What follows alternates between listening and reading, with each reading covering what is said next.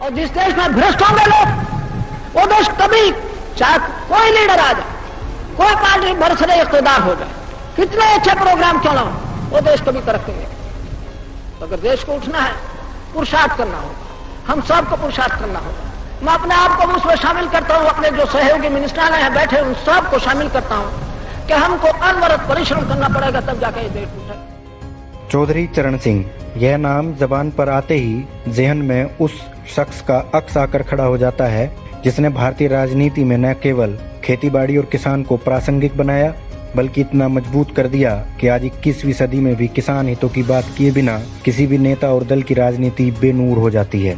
अब जब 6 महीनों से देश में किसान नरेंद्र मोदी सरकार के खिलाफ खड़े हैं, तो आज चौधरी चरण सिंह की पुण्यतिथि पर उनके बारे में बात करना कहीं ज्यादा मौजू हो गया है। आज ट्राई सिटी टुडे की इस खास पेशकश में हम आपको चौधरी चरण सिंह के जीवन से जुड़े कुछ छुए कुछ अनछुए पहलुओं के बारे में बताएंगे। यह कहानी वर्ष 1900 के आसपास शुरू होती है। बुलंदशहर जिले के सयाना इलाके में चितसोना अलीपुर गांव के रहने वाले मीर सिंह और नेत्र कौर 5 एकड़ खेती पट्टे पर करने के लिए करीब 15 किलोमीटर दूर नूरपुर गांव में जा बसे। यहीं 23 दिसंबर 1902 को चरण सिंह ने जन्म लिया। कुछ साल बाद जमींदार ने यह जमीन ऊंची कीमत पर बेचने का फैसला ले लिया। यह कीमत चुकाना मीर सिंह के बूते की बात नहीं थी। मीर सिंह को जमीन छोड़नी पड़ी और वह एक बार फिर परिवार को लेकर 60 किलोमीटर दूर मेरठ के भूपगढ़ी गांव में जाकर बस गए। वर्ष 1922 तक चरण सिंह का परिवार यहीं रहा। चौधरी चरण सिंह ने प्रारंभिक शिक्षा भूपगढ़ी से 2 किलोमीटर दूर जानी खुर्द गांव में ग्रहण की। वह प्रतिदिन पैदल स्कूल जाते थे। चरण सिंह का अगला पड़ाव मेरठ शहर का मॉरल ट्रेनिंग स्कूल था, जहां वह 1 साल पढ़े और इसके बाद 1914 में मेरठ के गवर्नमेंट कॉलेज में दाखिल हो गए। 9वीं कक्षा में उन्होंने विज्ञान विषय चुना, साथ में अंग्रेजी, अर्थशास्त्र और इतिहास विषय थे। चरण सिंह ने 1919 में हाई स्कूल और 1921 में इंटरमीडिएट की परीक्षाएं पास की।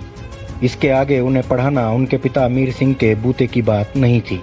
ताऊ लखपत सिंह का अध्ययनशील और होनहार चरण सिंह पर विशेष स्नेह था। उन्हें पता चला कि उनके प्रिय भतीजे की पढ़ाई उसके पिता की आर्थिक तंगी के चलते बाधित हो सकती है। लिहाजा उन्होंने वादा किया कि चरण सिंह की पढ़ाई पूरी करने तक उनकी शिक्षा का खर्च वह उठाएंगे। लखपत सिंह भूपगढ़ी गांव से थोड़ी दूरी पर भदोला गांव में रहते थे और वह मीर सिंह को वहां लेकर चले गए। पूरे परिवार ने यहाँ लगभग 21 एकड़ जमीन उस वक्त 21,000 रुपए में खरीदी थी। दरअसल लखपत सिंह और मीर सिंह के 2 भाई गोपाल सिंह और रघुवीर सिंह ब्रिटिश सेना में थे और उन्होंने 1899 से 1902 तक अफ्रीका के बोअर युद्ध में भाग लिया था। उनके वेतन और पेंशन से 7,000 रुपए मिले थे, जिसकी बदौलत यह जमीन खरीदी गई थी, जिसे चरण सिंह और उनके भाइयों ने आगे चलकर वर्ष 1961 में बेच दिया था। वक्त बीतता गया और चरण सिंह उच्च शिक्षा हासिल करने के लिए आगरा कॉलेज चले गए। वर्ष 1923 में बीएससी, 1925 में एमए और 1927 में कानून की पढ़ाई पूरी की। इसी दौरान 25 जून 1925 को गायत्री देवी से उनका विवाह हो गया था। चौधरी चरण सिंह ऐसे वक्त में बड़े हुए जब देश में आज़ादी की लड़ाई चरम पर थी। वह भी इससे भला अछूते कैसे रह सकते थे। वह सामाजिक और राजनीतिक बदलाव के लिए उस वक्त की 2 महान विभूतियों स्वामी दयानंद सरस्वती और महात्मा गांधी से बहुत प्रभावित हो गए। उन पर ओजस्वी हिंदू राष्ट्रवादी कविताओं की रचना करने वाले हिंदी कवि मैथिली शरण गुप्त की कविता भारत भारती और कबीर का भी प्रभाव था। अप्रैल 1919 में अमृतसर के जलियांवाला बाग हत्याकांड ने उन्हें झकझोर दिया था। चौधरी चरण सिंह ने पेशेवर, सामाजिक और राजनीतिक जीवन की एक साथ शुरुआत की। तत्कालीन मेरठ जिले के गाजियाबाद शहर में उन्होंने दीवानी के मुकदमों से वकालत शुरू की। साथ ही साइमन कमीशन का विरोध उनका पहला राजनीतिक कदम था। वह 27 वर्ष की उम्र में भारतीय राष्ट्रीय कांग्रेस के सदस्य बन गए। गाजियाबाद शहर कांग्रेस कमेटी की स्थापना की, जिसमें 1939 तक कई पदों पर काम किया।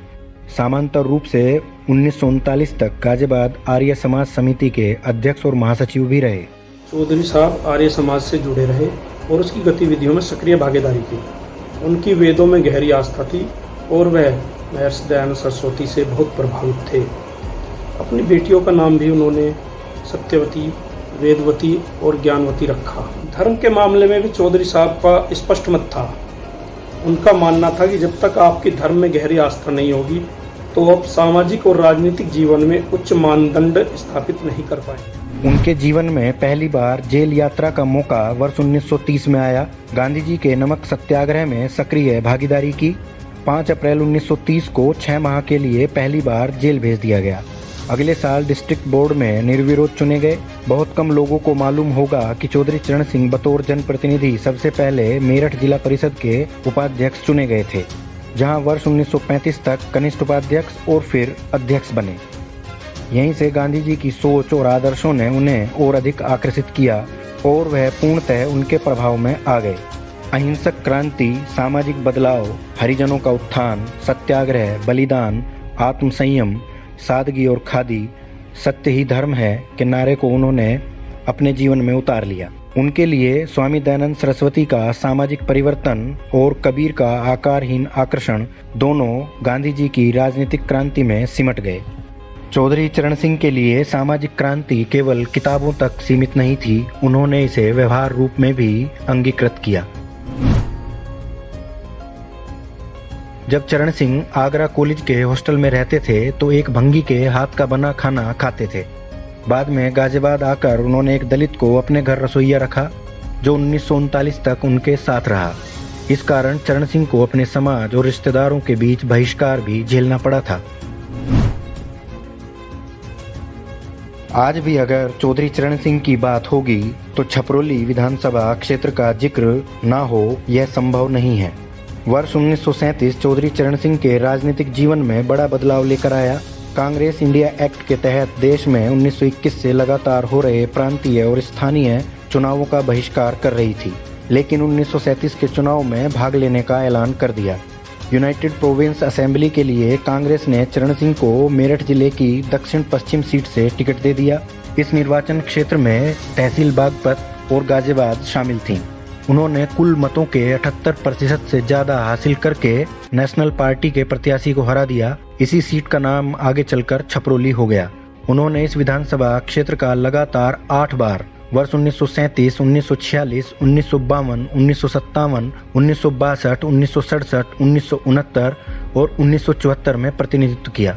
आपको यहीं एक जानकारी और दे दें कि चौधरी चरण सिंह के बाद उनकी और उनकी विचारधारा से बने दलों का कोई उम्मीदवार आज तक छपरोली से पराजित नहीं हुआ है, चाहे देश में कोई भी राजनीतिक लहर क्यों न आई हो। चौधरी चरण सिंह पर गांधीवादी सिद्धांतों का बड़ा प्रभाव था। वह अनुशासन को बेहद पसंद करते थे।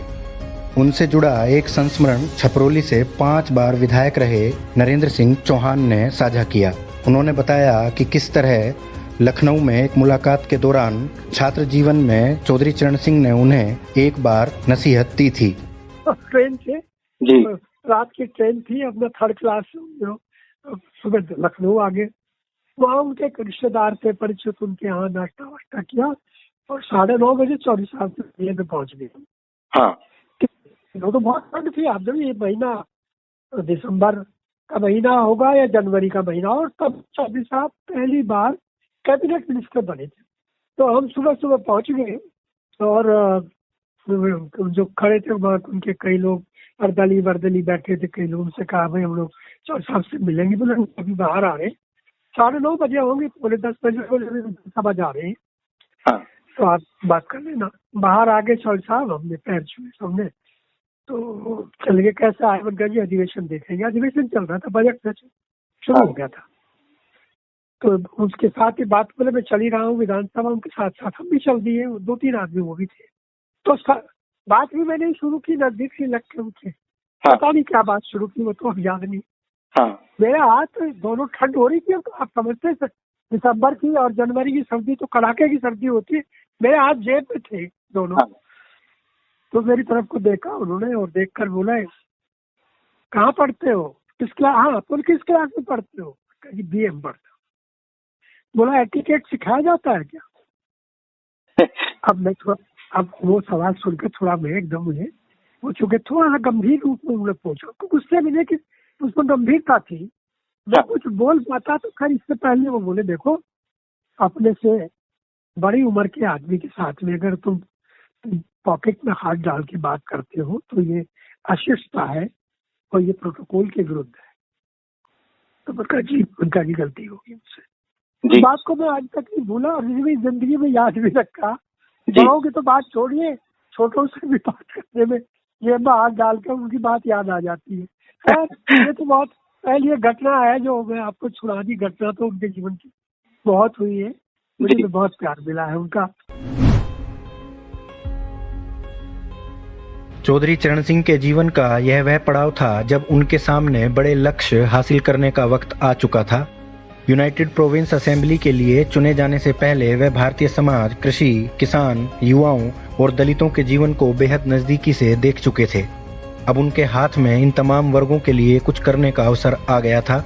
मेरठ और गाजियाबाद की राजनीति से आगे बढ़कर चौधरी चरण सिंह ने उत्तर प्रदेश की राजनीति में किस तरह अपने जीवन के लक्ष्यों को हासिल किया, यह जानकारी हम आपको इस महान विभूति के जीवन पर आधारित श्रृंखला की अगली कड़ी में कल बताएंगे।